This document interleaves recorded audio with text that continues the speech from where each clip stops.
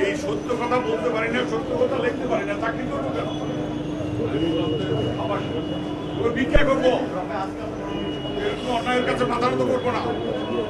2014 সালে মানুষ ভোট দিতে যায় নাই, 2018-19 সালে ভোট দিয়ে মানুষের মনে ক্ষোভ আছে, বিক্ষোভ আছে, ঘৃণা আছে, অসন্তোষ আছে, অন্যায়ের বিরুদ্ধে তারা প্রতিবাদ করতে চায়। আমরা যাই করি দলীয় শক্তি দিয়ে, ঐক্যফ্রন্টের শক্তি দিয়ে কিছু করতে চাচ্ছি না। আমাদের অনেকে এসে বলছে যে কর্মসূচি দেন, আমরা বৈঠকের পর বৈঠক করছি, কি ধরনের কর্মসূচি হবে? জনগণ সাথে থাকবে, আমরা জনগণের সাথে থাকতে পারবো। আমরা অভিযানের কথা চিন্তা করেছি। আমরা প্রত্যেকটি এলাকায় মানুষ দাঁড়িয়ে, গাড়ি সবাই দাঁড়িয়ে, সারা পৃথিবীতে এই জন্য উদাহরণ আছে যে সবাই দাঁড়িয়ে প্রতিবাদ করে, 1 মিনিট হোক আর 1 ঘন্টা হোক, আধা ঘন্টা হোক। আমরা স্মারকলিপি দিয়েছি, আমরা ট্রাইব্যুনালে মামলা করতে যাচ্ছি। ট্রাইব্যুনালে মামলা করার জন্য returning officer, state returning officer, presiding officer লাগে। আমি শুধু সেনগুপ্তের মামলার কথা জানি, 3 বছর মেয়াদের মধ্যে 2 বছর 9 মাসের মাথায় গিয়ে জাজমেন্ট দিয়েছে। আজকেও বলা বিভিন্ন ভয় দেখানো হচ্ছে যে আমাদেরকে তথ্য প্রমাণী দেওয়া হবে না।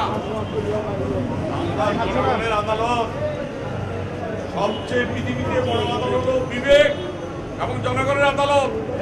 আমরা সেই জনগণের কাছে ইনশাআল্লাহ যাবো, আপনাদের সাথে নিয়ে যাব। আমরা আগামী 28 তারিখে জাতীয় সংগ্রামের কর্মসূচি ঘোষণা করেছিলাম।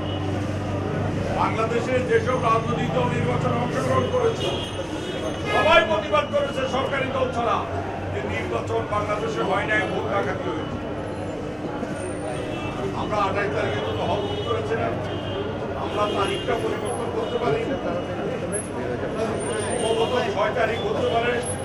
আমাদের নেতা চেকআপের জন্য বাইরে যাচ্ছেন, চিকিৎসার জন্য ফিরে আসলে আমরা সম্ভবত বলছি 6 তারিখের দিকে আমরা সংগ্রামটা করবো। এরপর আমরা নাগরিক সংগ্রামে যাবো, এরপর আমরা নাগরিক কমিটি করব আপনাদেরকে নিয়ে। সমাজের সকল স্তরের শ্রেণী পেশার কর্মের মানুষ, সাংবাদিক, press media, electronic media, doctor, engineer, বিজ্ঞানী, কবি, শিল্পী, সাহিত্যিক, বুদ্ধিজীবী, সারা বাংলাদেশের সকল মানুষের সাথে আমরা এই অন্যায়ের বিরুদ্ধে প্রতিবাদ করার জন্য স্তরে স্তরে, ধাপে ধাপে আন্দোলনের মধ্য দিয়ে জনগণ তাদের ভোটের অধিকার আবার যাতে ফেরত পারে, গণতান্ত্রিক অধিকার পেতে পারে, মানবিক অধিকার ফেরত পেতে পারে, নাগরিক অধিকার ফেরত পেতে পারে, তার জন্য আন্দোলন সংগ্রাম অব্যাহত থাকবে। আপনারা আমাদের জন্য দোয়া করবেন, আশীর্বাদ রাখবেন। আপনারা আশাহত হবেন না, অস্থির হয়ে তাড়াহুড়া করে আমরা কোনো কর্মসূচি দিতে চাচ্ছি না। হুইমজিক্যালি যে কোনো কর্মসূচি দেওয়ার পরিবর্তে চিন্তা ভাবনা করে স্তরে স্তরে জনগণকে সাথে নিয়ে তাদের ভোটের অধিকার, গণতান্ত্রিক অধিকার, মানবাধিকার, তাদের বিবেককে যে হত্যা করেছে। চরে একজন নারীর উপর দর্শন নয়, 10 কোটি ভোটার উপর দর্শন হয়েছে। সারা পৃথিবীর মানুষ অবাক হয়ে তাকিয়ে আছে, কি হলো বাংলাদেশে। আমরা সেই সংগ্রাম আন্দোলনের জনগণকে সাথে নিয়ে যাব। আপনাদের সমর্থন সহযোগিতা অব্যাহত থাকুক, এটাই আমরা কামনা করি।